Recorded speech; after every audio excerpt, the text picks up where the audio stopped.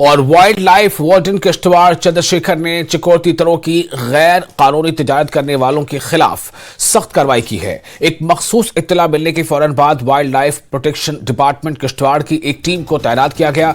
महकमे की जानिब से मोहम्मद इकबाल करी और अजहर हुसैन साकना मुचवागरी पूचल किश्तवाड़ के घरों पर छापा मारा गया। दौरान तलाशी मुलजिम के कब्जे से 8 अदद चिकोर बरामद किए गए हैं। जब्ती का मेमो मौके पर ही तैयार करने के बाद दोनों मुलजिमान को divisional office forest complex Surankote Kishtwar मुंतकिल किया गया। दोनों मुलजिमान का जिला अस्पताल किश्तवाड़ में तिब्बी मुआयना करने के बाद लॉकअप में डाल दिया गया है। अब दोनों मुलजिमान को जुडिशियल मजिस्ट्रेट किश्तवाड़ के सामने पेश किया जाएगा। हमें दोपहर को स्पेसिफिक इंफॉर्मेशन मिली फ्रॉम स्पेसिफिक सोर्स कि कुछ लोग वाइल्ड लाइफ ट्रेड में इन्वॉल्व हैं और हमने अपनी एक टीम एज कस्टमर उनके पास भेजी।